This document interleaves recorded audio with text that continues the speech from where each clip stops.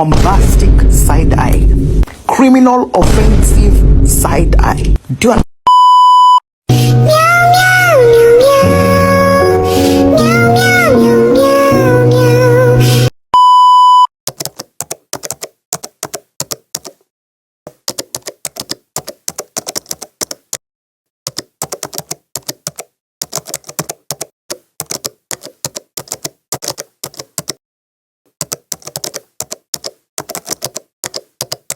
Oh my god, he hit me! Oh my god, he knows my name!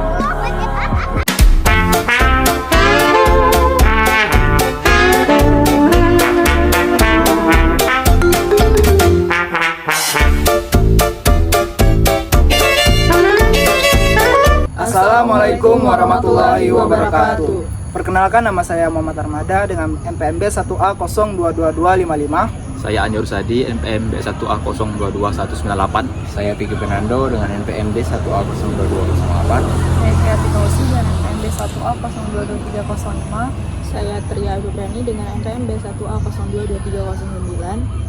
Kami beranggota 5 orang di sini akan membuat video untuk mata kuliah Hukum Pidana Internasional yang diampu oleh Ibu Dwi Putri Lestarika SHMH dan Ibu Wevi Eptika Sari SHMA, di mana kami mengambil yang kasus dengan tema Situation in the State of Palestine. Selamat menyaksikan.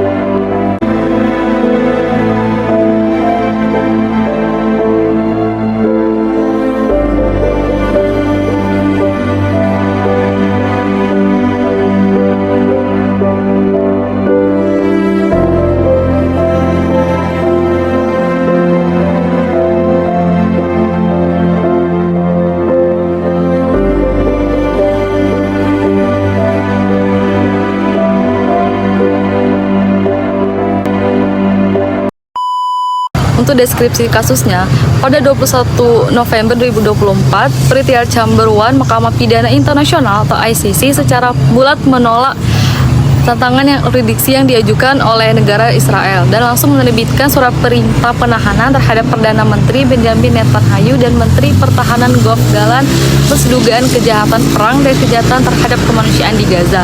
Keputusan ini merupakan puncak dan rangkaian langkah yuridis sejak Palestina pertama kali menerima jurisdiksi ICC melalui deklarasi pasal 12 ayat 3 pada 1 Januari 2015 dan kemudian menuju situasi di wilayahnya ke kejaksaan pada 22 Mei 2018.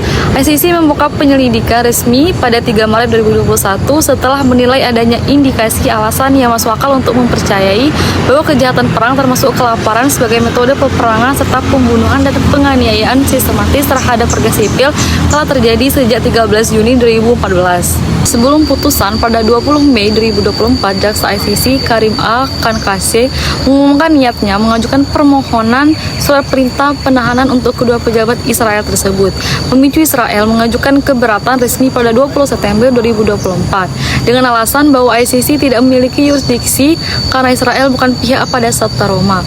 Dalam pertimbangannya, Mahkamah menegaskan bahwa persetujuan Palestina sudah memadai untuk menetapkan yurisdiksi teritorial ICC atas Gaza dan tepi barat, sehingga tantangan Israel dianggap prematur sebelum adanya pemberitahuan resmi surat perintah atau panggilan pengadilan.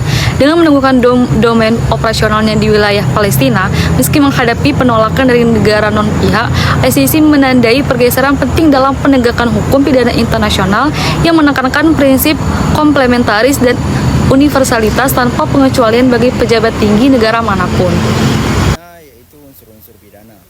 Tuntutan kejahatan perang yang pertama, kelaparan sebagai metode peperangan, mengisyaratkan terlebih dahulu bukti konteks konflik bersenjata internasional dan atau non-internasional, yakni bahwa para terdakwa menyadari secara faktual eksistensi konflik tersebut dan secara sengaja menahan dan menghambat pasokan pangan, air bersih dan obat-obatan yang mutlak diperlukan untuk keberlangsungan hidup penduduk sipil Gaza.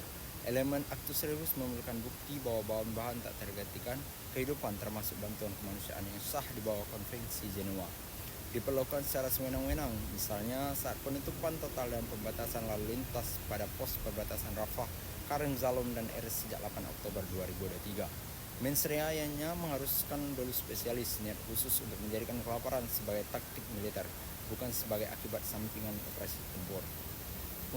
Unsur kejahatan perang yang kedua yaitu penyiksaan atau perlakuan kejam. Prima facie diperlukan bukti bahwa tindakan militer diarahkan tanpa pembedaan terhadap warga sipil atau tahanan, menimbulkan penderitaan pada tubuh atau kesehatan korban secara sengaja, sebagaimana dilarang oleh pasal 82C 1 dan ayat 2 Statut Roma. Konteksnya meliputi serangan terhadap kelompok sipil menunggu bantuan, pemutusan listrik dan air, serta penerbitan pekerja kemanusiaan yang memaksa penghentian operasi mereka di lapangan. Pembuktian Actus Reus ini juga mengacu pada dokumentasi satelit, rekaman video, dan kesaksian mata yang menunjukkan pola serangan yang tidak membedakan antara sesama militer dan warga sipil. Unsur kejahatan terhadap kemanusiaan yang ketiga yaitu pembunuhan dan penganiayaan, mengisyaratkan adanya serangan luas atau sistematis terhadap penduduk sipil dengan niat untuk mendegradasi atau menghancurkan kelompok tertentu, diukur dari kebijakan resmi atau praktik militer berulang elemen. Serangan diartikan sebagai rangkaian tindakan yang terkoordinasi dan diarahkan, bukan insiden terpisah. Bukti dokumentasi kebijakan pemerintah atau perintah militer yang memfasilitasi serangan tersebut menjadi krusial untuk membuktikan karakter sistematisnya. Mens rea pada kejahatan kemanusiaan juga menuntut kesadaran pelaku bahwa tindakannya merupakan bagian dari serangan tersebut, awareness of the attack, serta niat untuk menindas atau memusnahkan warga sipil berdasarkan identitas nasional atau etnis.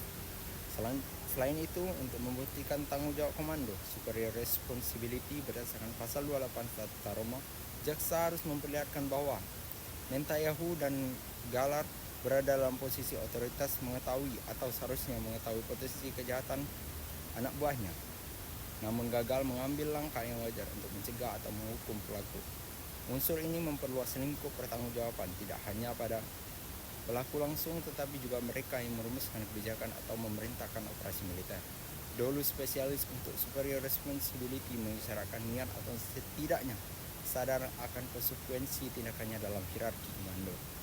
Secara keseluruhan, penyusunan tuntutan ICC menggabungkan elemen konseptual, CEPAW dan khusus Actus Reus serta mens rea, baik untuk kejahatan perang maupun kejahatan terhadap kemanusiaan, serta lapisan tanggung jawab individual dan komando, sehingga memastikan bahwa setiap aspek material, mental, dan struktural tindak pidana internasional telah tercover dalam permintaan surat perintah. Setelah mendengar deskripsi dan unsur-unsur pidana pada kasus tersebut, selanjutnya argumen hukum yang saya sampaikan. Pre-trial Chamber 1 ICC berdasarkan yurisdiksi teritorialnya pada pasal 12 ayat 2A Statut Roma yang menyatakan bahwa mahkamah berwenang mengadili kejahatan yang terjadi di wilayah negara pihak. Dalam hal ini Palestina yang secara sah mengajukan deklarasi pada pasal 12 ayat 3 pada 1 Januari 2015 dan merujuk situasi yang wilayahnya pada 22 Mei 2018. Israel mencoba menentang yurisdiksi ini melalui pasal 19, mengklaim bahwa karena bukan pihak pada pasal Statut Roma, ia tidak dapat dijerat ICC. Namun pasal 12 ayat 2 sendiri membatasi hak mengajukan keberatan hanya kepada satu orang yang sudah dikeluarkan surat perintah pertahanan, dua negara yang memiliki yurisdiksi atas perkara tersebut karena sedang atau pernah diselidiki, yang ketiga negara yang telah menerima yurisdiksi ICC di bawah pasal 12. Dan jelas Israel tidak memenuhi kriteria manapun. Dengan demikian, mahkamah menilai tantangan Israel prematur dan substansinya tidak menyasar dasar yurisdiksi yang sah. Selanjutnya, Israel dan sekutu termasuk Amerika Serikat mengemukakan argumen prematuritas dan klausul kekebalan kepada negara immunity berdasarkan pasal 98 Statut Roma yang memerlukan kerjasama tanpa melanggar perjanjian bilateral atau multilateral lain dalam pengajuan tertulisnya. Amerika Serikat menekankan bahwa penerbitan surat perintah penahanan sebelum selesainya tahapan pro justita dapat melemahkan prinsip dua proses dalam hak untuk membela diri. ICC bagaimanapun negas bahwa prosedur prima facie untuk penahanannya hanya menuntut alasan yang masuk akal untuk mempercayai keterlibatan dalam kejahatan, bukan vonis akar, sehingga tidak melanggar dua proses maupun imunitas sementara kepala negara. Selanjutnya yaitu dari perspektif komplementaritas, ICC menegaskan bahwa yurisdiksi internasional mengisi kekosongan sistem nasional, gagal atau tidak mau menyelidiki, menuntut kejahatan internasional serius. Palestina negara yang sebagai negara pihak yang telah menyerahkan keadilannya pada ICC atas kejahatan di wilayahnya, oleh karenanya tindakan Israel yang meski di luar kontrol pemerintahan Palestina dapat diadili di mahkamah tanpa memerlukan persetujuan lebih lanjut. Prinsip universalitas ini dirumuskan untuk mencegah imunitas terutama dalam situasi penduduk atau konflik berkepanjangan di mana yurisdiksi domestik sering terhambat oleh pertimbangan politik atau keamanan yang telah disampaikan tadi. Terakhir yaitu putusan Appellate Chamber pada 24 April 2025 memerintahkan Pria Trial Chamber untuk meninjau ulang tantangan Israel dengan mencermati argumen yuridis yang mungkin terabaikan sebelumnya. Sementara itu, Guardian melaporkan bahwa ICC memutuskan untuk menyembunyikan pengajuan surat perintah selanjutnya demi menjaga integritas proses dan menghindari tekanan eksternal sebelum putusan final. Kombinasi arahan ini menekankan bahwa meski argumen Israel mendapat pertimbangan ulang, kerangka hukum mendasari yurisdiksi termasuk pasal 12, 19, dan 98 tetap kuat dan ICC berkomitmen melanjutkan penyelidikan tanpa intervensi politik dan demi supremasi hukum internasional. Kesimpulannya, keputusan Trial Chamber 1 ICC pada 21 November 2024 merupakan tonggak penting dalam perkembangan hukum pidana internasional. Karena untuk pertama kalinya, Mahkamah menegaskan yurisdiksi atas dugaan kejahatan serius yang terjadi di wilayah Palestina, meskipun pelaku berasal dari negara non-pihak Satuan Roma. Dengan menolak tantangan yurisdiksi Israel, ICC meneguhkan prinsip universalitas dan komplementaritas bahwa tidak ada impunitas bagi pelanggaran hak asasi manusia dan hukum humaniter internasional, termasuk ketika berkaitan dengan tindakan pejabat tertinggi negara. Keberanian lembaga ini mengeluarkan permintaan surat perintah penahanan terhadap Perdana Menteri Benjamin Netanyahu dan Menteri Pertahanan Yoav Gallant, menunjukkan bahwa mekanisme peradilan internasional siap menempatkan akuntabilitas di atas kepentingan geopolitik. Lebih jauh, keputusan ini memperjelas batas-batas interpretasi pasal 12 dan 19 Statut Roma, yakni bahwa persetujuan satu pihak, dalam hal ini Palestina, sudah mencakupi untuk membawa perkara ke hadapan ICC tanpa memerlukan pengesahan atau partisipasi negara lain yang terlibat dalam konflik. Hal ini membuka cakrawala baru bagi penuntutan kejahatan perang dan kejahatan terhadap kemanusiaan di wilayah sengketa atau pendudukan, di mana seringkali negara berdaulat enggan mengakui yurisdiksi eksternal. Dengan demikian, putusan ini tidak hanya penting secara kasuistik tetapi juga normatif, karena memperkuat presiden bagi penegakan hukum internasional di masa depan. Selanjutnya, dari perspektif korban, langkah ICC ini menghadirkan secerca harapan bahwa mekanisme global mampu menghadirkan keadilan dan reparasi. Meski prosesnya panjang dan penuh tantangan politik, surat perintah penahanan yang diterbitkan akan menjadi dasar negosiasi diplomatik, tekanan publik dan strategi litigasi selanjutnya untuk memaksa kerjasama negara-negara anggota ICC dalam mengeksekusi perintah pengadilan. Meskipun resistensi politik dan hambatan implementasi selalu ada, keberadaan perintah ini sendirilah yang memegang kekuatan simbolik dan hukum untuk menuntut pertanggungjawaban ke depan.